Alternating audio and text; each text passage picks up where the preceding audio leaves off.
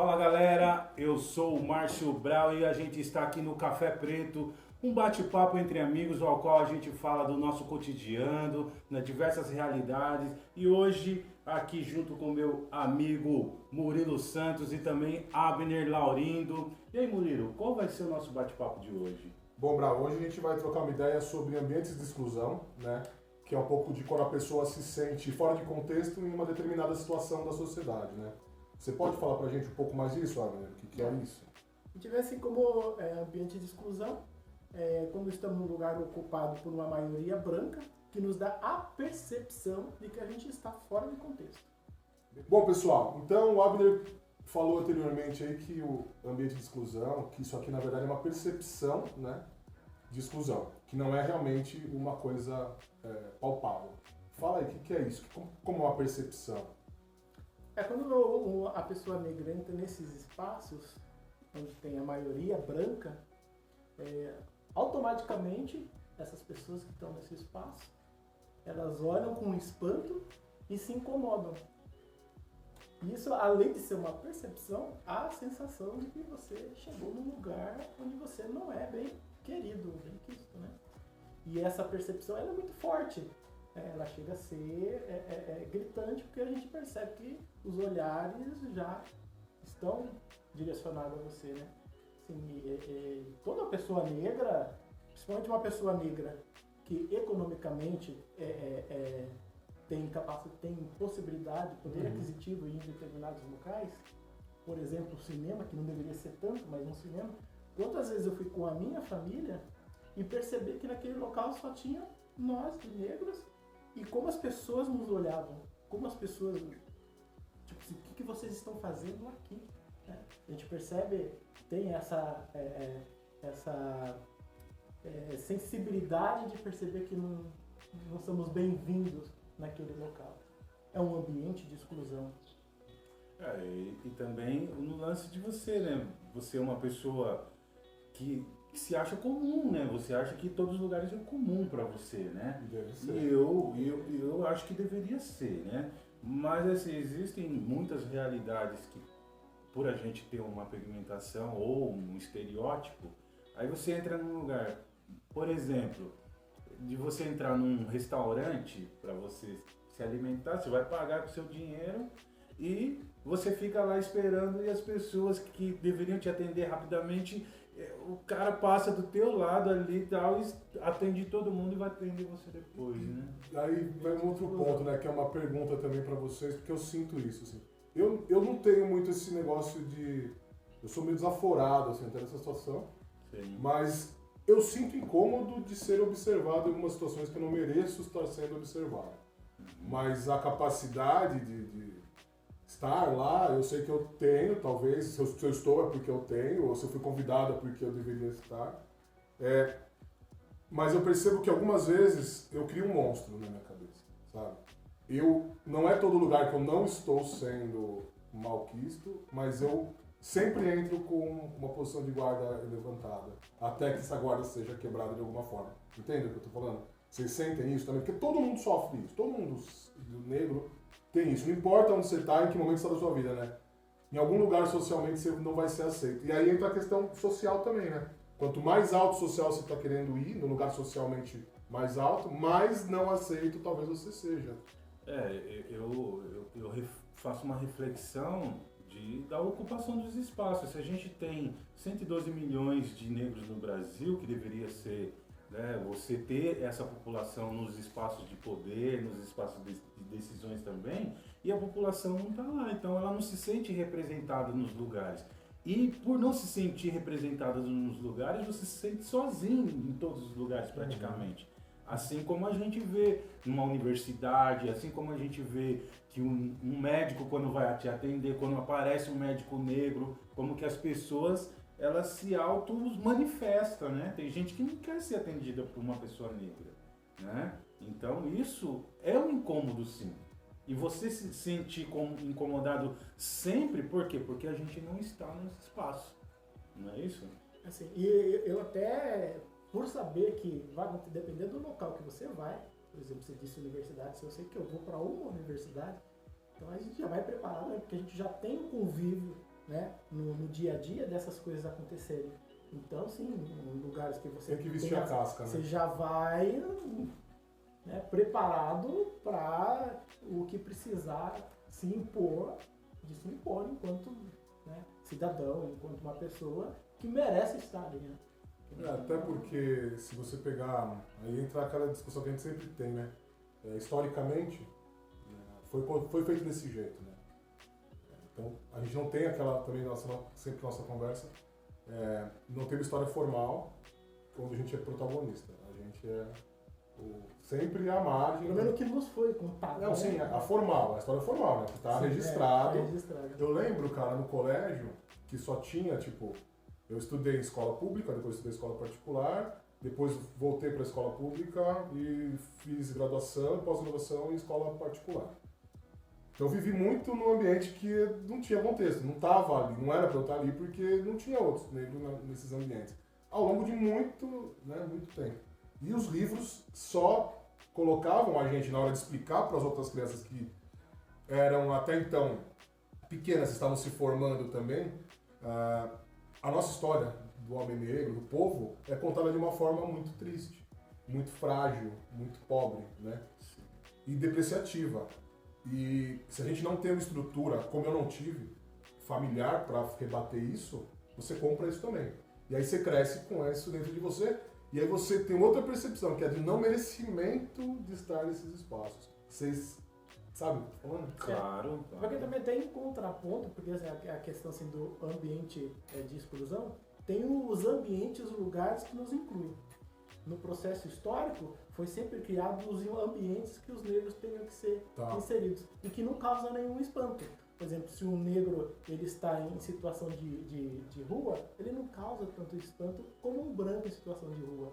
E ele está trabalhando em locais que seriam menos apreciado, como um coletor de lixo, ou trabalhando na periferia como pedreiro, não causa espanto. Né? Então, tem o contrário também, que foi feito por meio dessa narrativa de racismo estrutural para a raça negra. Então a gente vivencia exatamente isso. É que essa falta de empoderamento na gente, Sim. né? Que aí a gente também se coloca como menos, porque toda a sociedade nos põe como menos, né? E isso, historicamente, a maioria das famílias pensam dessa forma, né? Se a gente tivesse desde sempre essa igualdade racial, como a gente, né? A tal igualdade colocado, né? que é a igualdade racial no Brasil, porque a gente é o país mais misturado fora da África, né? O país mais negro fora da África também. Então, automaticamente era para ser comum você ver uma pessoa rica, negra, você vê um médico, você vê um gerente de banco, um grande empresário em destaque, né? Mas também, muito claro historicamente que se você pegar, se a gente não tem, você consegue buscar a sua família, a sua origem na África. E aí os caras brancos vão fazer cidadania portuguesa, cidadania italiana, cidadania alemã, porque eles conseguem buscar gerações e gerações para trás e vão lá buscar o documento. Então, quer dizer, se você pegar quem está fazendo a história para um futuro, somos nós e foi talvez uma geração anterior à nossa. Que a anterior era totalmente relegada à periferia. Não, meu bisavô foi escravo. Então. Né? Foi escravizado. Então foi totalmente... Então, 3 gerações só. Então foi anterior à nossa que então, realmente tem poder sim. de contar uma história, né? Uhum. Então, mas buscar lá atrás é impossível. E aí essa questão de ascensão social se torna muito mais difícil ainda, né? Eu acho que isso é uma grande dificuldade. Por quê? Porque não era de interesse de ninguém que isso acontecesse, que o negro ascendesse socialmente. Não era de interesse. Sabe? Então ficou sempre à margem, sempre ali. E ainda não é, né? Não essa é a nossa luta, né? Então, isso que me veio na cabeça agora, a questão familiar minha, né? Porque o meu pai morreu analfabeto. Então, a questão do movimento negro, que ele sempre lutou para que a questão da educação fosse contemplada, pelo menos na educação, que a gente tivesse uma educação para a gente poder ter um intelectual comparado ali, para que a gente pudesse nos ver, né? Com o conhecimento, ter esse poder de sabiamente saber as coisas de forma igualitária, mas que a gente pudesse ocupar esses espaços, né? Então, existe a Lei 10.639, que você vê no Brasil que é uma luta de muitos anos e ela não é colocada porque não tem esse interesse de que nós tenhamos esse poder, o poder do conhecimento, né? E até bom de deixar para o pessoal também colocar aí, né, comentar como que eles se comportam, como é que eles se sentem nessas situações. Até para a gente poder também ter uma referência de outros. Que a gente está falando do nosso ciclo de amizade, de vida, né, mas é bom saber de modo geral, né, mais ou menos como que as pessoas enxergam essa situação, né. Vocês têm alguma ideia assim, de o que pode ser feito? Porque a gente chegou numa ideia de que educação é um ponto primordial. Sim, mas eu percebo pela sua fala, Brown, por exemplo, que você teve que lutar para, sabe, para sair do que era o esperado. Por exemplo, seu pai morreu analfabeto. O esperado é que você fosse também analfabeto, ou não fosse, né, não fosse ascender. E você teve que fazer uma luta para.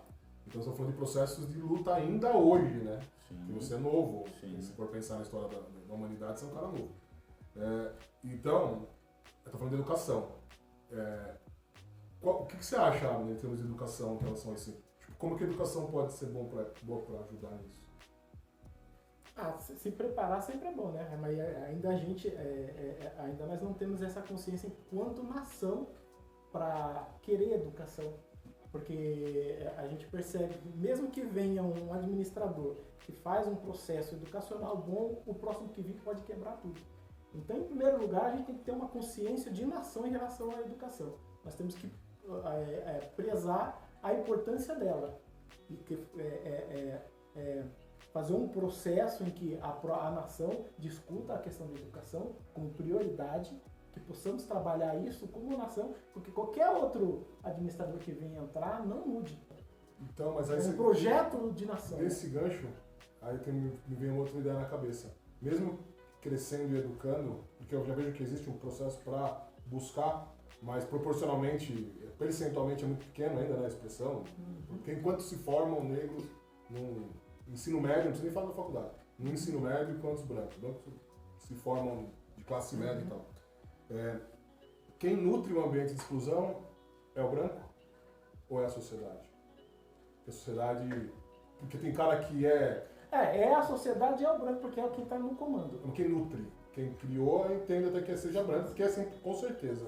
Sim. Mas quem nutre, porque é uma luta que a gente vai ter que travar também, meio que, sabe o que eu tô querendo dizer? Interna, de que, cara, nós temos que se você ficar sentindo isso e não for, é aquela história de você não se sentir merecedor, você também está nutrindo isso. Você está se colocando no lugar onde foi socialmente dito que você deve se colocar. E muitas pessoas vão falar, pô, legal, é isso aí que você... Né? Então, a nutrição, minha pergunta é se faz sentido ser também uma... Cara, abre o olho. O grande problema, a gente fala na questão da educação, que tem que ser como nação, e a gente está falando de educação já na base. Sim. Porque o nosso grande problema, por exemplo, você não vai ver depois negros no ensino fundamental 2, no ensino médio, na faculdade, porque ele já é quebrado já lá no princípio. Porque muitas vezes ele vai estar lá, a própria família não vai ter condições de já mantê-lo lá. E a gente vê uma realidade que você vai nas escolas, seja pública ou privada, ou qual que seja, existe um número muito reduzido de crianças na escola. Então a questão de ser uma educação como nação, de colocar essas pessoas, porque senão não vai ter como você galgar esse processo de questionamento se você não tiver educação melhor. Então é a educação de base que tem que ser atendida em primeiro momento. Né? Então fica aqui também para você que está nos ouvindo aí e está sentindo um gostinho de querer entrar no nosso bate-papo aqui com a gente, que você coloque a sua opinião também. Fale pra gente o que você pensa disso que a gente está falando e nos mande, coloque, né, nos seus comentários aí o que você pensa disso também junto com a gente, que é aqui no Café Preto. A gente então fica para um próximo, compartilha com os amigos, com a família, com a galera toda, porque quase toda semana vai ter um vídeo novo no ar, né? Essa é a nossa ideia. E vem discutir com a gente. É isso aí, valeu. É isso aí, obrigado. Valeu. Café Preto.